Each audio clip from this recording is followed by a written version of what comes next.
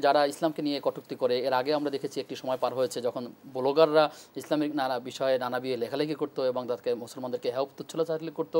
এতে মুসলমানদের মধ্যে ইমানের মধ্যে একটি বিরূপভাবে প্রশ্ন তৈরি হয়, কারোর মধ্যে অস্বস্থতা তৈরি হয়ে থাকে। তো আসলে যারা এই কাজগুলো করছেন তাদের ব্যাপারে কটূক্তি করলে তাদের শরীরে শাস্তি কী হতে পারে, বিধানটা কি? আলহামদুলিল্লাহ ওয়াসসালাতু ওয়াসসালামু আলা রাসূলিল্লাহ ওয়া আলা আলিহি ওয়া সাহবিহি ওয়া সাল্লামা তাসলিমান কাসীরা আম্মা বা'দ ফাআউযু বিল্লাহি মিনাশ শাইতানির রাজীম ইন্নাদ দীনা ইনদাল্লাহিল ইসলাম। ইসলামী জীবন ও জিজ্ঞাসা এই অনুষ্ঠানে আপনি যে বিষয়টি অবতারণা করেছেন এটা প্রতিটি মুসলিমদের জন্য, এমনকি অমুসলিম যারা আছেন তাদের জন্য এটা গুরুত্বপূর্ণ বিষয়। কারণ ইসলাম যেই দিন অথবা যেই জীবন বিধান মানুষের জন্য, এখানের একটি বড় বিষয় হচ্ছেই যে আল্লাহ এখানে মানুষকে যেমন ইসলাম বা ইসলামী জীবন বিধান এটা মানুষের কল্যাণের জন্য দিয়েছে, ইহকালীন কল্যাণ পরকালীন কল্যাণ জন্য দিয়েছেন। কিন্তু আল্লাহ সুবহানাহু ওয়া তাআলা এটাকে গ্রহণ করতে বাধ্য করেননি কাউকে। এই জন্য আমরা বিভিন্ন আয়াতে দেখি আল্লাহ বলেছেন ইয়াকুলিল হাক্কু মির রাব্বিকুম ফামান শাআ ফালিউমিন ওয়া মান শাআ ফালিয়াকফুর। আপনি বলে দিন হে রাসূল যে সত্য দিন তোমাদের রবের পক্ষ থেকে এসেছে, সুতরাং যার ইচ্ছে হয় সেটাকে গ্রহণ করে ইমানদার হোক, আর যার ইচ্ছে না হয় সে এটাকে অস্বীকার করে সে কাফের থাকুক। That is up to him. এইখানে কোনো বাধ্যবাধকতা নেই। কিন্তু যখন একজন ব্যক্তি ইসলাম জেনে বুঝে সেই ইসলামটাকে, এবং ইসলাম জেনে বুঝেই গ্রহণ করতে বলা হয়েছে, ইসলাম গ্রহণ করার আগে ইসলাম সম্পর্কে, আল্লাহ সম্পর্কে, দিন সম্পর্কে ভালোভাবে আগে আল্লাহ জানতে বলেছেন। সেজন্য কি পড়া এবং জানার বিধানগুলো আগে চলে আসছে, তাই যা চলে আসছে যে ফায়ালাম আন্নাহু লা ইলাহা ইল্লাল্লাহ। সূরা মুহাম্মদের একটা আয়াতে আল্লাহ বলছে যে তুমি আগে লা ইলাহা ইল্লাল্লাহ বলার আগে জানো আগে। তো সুতরাং আগে জেনে বুঝে যদি if he become the satisfied, সে যদি তার কনভিন্স হয় তাহলেই কেবল সে গ্রহণ করবে। কিন্তু গ্রহণ করার পরে তাকে এই ইসলামকে ইগনোর করে, এর সাথে দুরাচার করে, এর সাথে বিদ্রোহাত্মক আচরণ, এটা ইসলাম বরদাস্ত করে না। এই জন্য ইসলাম গ্রহণ করার আগে মানুষের স্বাধীনতা আছে। তো যেহেতু আছে এই স্বাধীনতা, সুতরাং কেউ গ্রহণ করুক বা না করুক তার ইচ্ছে। কিন্তু গ্রহণ করার পরে এটা নাকি কেউ খেলবে, তামাশা করবে, এই বিষয়টাকে ইসলাম সহজভাবে নেয়নি।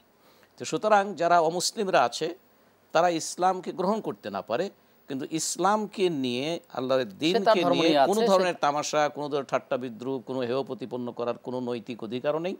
আর ইসলাম ধর্মের লোকদেরকেও বা ইসলামে বিশ্বাসী লোকদেরকেও ইসলাম স্পষ্ট করে বলে দিয়েছে যে তোমাদের ইসলামের বাইরে যারা অন্য অন্য ধর্মাবলম্বী আছে, অন্য অন্য মতাদর্শের লোকেরা আছে, তাদেরকে তাদের ধর্মের ব্যাপারে, তাদের দেবদেবতার ব্যাপারে তোমরা কোনো ধরনের কটাক্ষ করতে পারবে না, তাদেরকে কোনো গালি দিতে পারবে না, কারণ তাহলে তারা তার প্রতিশোধে তোমাদেরকেও দিবে। তো এই জায়গা থেকে আল্লাহর রাসূলও নিষেধ করেছেন, আল্লাহও নিষেধ করেছেন অন্য ধর্মের লোকদেরকে কটাক্ষ করতে বা হেয় প্রতিপন্ন করতে, অথবা গালি দিতে, অথবা আক্রমণ করতে। তার সে একইভাবে ইসলামও আশা করেন, প্রত্যাশা করে যে অমুসলিমরা পর্যন্ত ইসলামকে নিয়ে কোনো কটাক্ষ করবে না, এবং এটা আন্তর্জাতিক যারা আইন নিয়মগুলো তৈরি করেছে তাদের কাছেও কিন্তু এটা দোষণীয়। কিন্তু এই সব কিছু, আর বিশেষ করে ইসলামের ব্যাপারে সবের ঔদ্ধত্যটা একটু বেশি। এই যে যার মতো মনে করে প্রথমে ইসলামের কোনো বিধান, ইসলামের নবী, কোরআন, এগুলো নিয়ে তারা একটু বেশি করে। যেহেতু বর্তমান সময়ে মুসলিমদের অসততার কারণে, মুসলিমদের ঈমান এবং আমলের দুর্বলতার কারণে অমুসলিমরা তাদেরকে ইঁদুর নিয়ে যেমন বিড়াল খেলা করে, অমুসলিমরা মুসলিম জাতিকে নিয়ে এভাবে খেলা করছে। এই কারণে যে এটা মুসলিমদের তাদের নিজস্ব ঈমান, তাদের চরিত্র, তাদের আখলাক, তাদের সততা, এইটার উপরে তাদের শিথিলতা আসার কারণে এই সুযোগ তারা পাচ্ছে। তো সেই জায়গা থেকে যদি মুসলিম নামধারী, আপনি যে ছবিটার দিকে দৃষ্টান্তর করেছেন, এটা যদি কোনো মুসলিমরা করে থাকে, তাহলে নিঃসন্দেহে কোরআনের তথা ইসলামের কোনো বিধানকে কটাক্ষ করা, এটাকে ঠাট্টা বিদ্রুপ তামাশার বিষয় বানা, এটা সুস্পষ্ট কুফরি। এটা সূরা তওবার একটি আয়াতে আল্লাহ বলেছেন যে কুল আবিল্লাহি ওয়া আয়াতিহি ওয়া রাসূলিহি কুনতুম তাস্তাহজিউন লা তা'তাদিরুল ইয়াওমা ক্বাদ কাফারতুম বা'দা ঈমানিকুম। যে তোমরা কি আল্লাহর বিধান এবং আল্লাহর রাসূলের সাথে ঠাট্টা বিদ্রুপ করছো? তোমরা আজকে কোনো ওজর পেশ করো না, কোনো ওজর পেশের সুযোগ নেই, তোমরা কাফের হয়ে গেছো ঈমানের পরে। তাহলে একজন মুসলিম ব্যক্তি যদি ইসলাম গ্রহণ করার পরে যদি সে ইসলামের কোনো বিধিবিধান, কোনো নিয়ম কানুনকে যদি তুচ্ছ তাচ্ছিল্য, একে যদি বিদ্রুপাত্মকভাবে উপস্থাপন করে বা বিদ্রুপ করে এর সাথে, তাহলে আল্লাহ নিজে বলছেন যে তোমাদের ঈমান আনার পরে তোমরা কাফের হয়ে গেছো। তাহলে আমরা একটু সুতরাং আলোচনা এই জায়গা থেকেই বলবো, যদি এটা কোনো মুসলিম করে থাকে তাহলে তার জন্য, তার ঈমানের জন্য, তার ইসলামিত্বের জন্য একটা মারাত্মক অন্যায় সে করেছে। সূরা আত-তাওবার 60-61 নম্বর আয়াত, এই আয়াতের আলোকে তাদের ঈমান চলে যাওয়ার মতো অবস্থা হয়ে যায়। জি, তাহলে মুসলিমরা সে সীমা লঙ্ঘন করবে না, এক্ষেত্রে অবশ্যই সে অন্য ধর্মের লোক ভাইদের প্রতি এমনভাবে কথা বলবে না যাতে সেটি তার ধর্মের কোনো একটা বিষয়কে নিয়ে আঘাত করে। আবার ঠিক অমুসলিমরাও সে তার নিজ স্বকীয়তায় তার ধর্ম পালন করবে, সেক্ষেত্রে মুসলিমের কোনো বিষয় নিয়ে তিনি এমনভাবে কটাক্ষ করবে না যাতে ধর্মের অবমাননা হয়ে থাকে।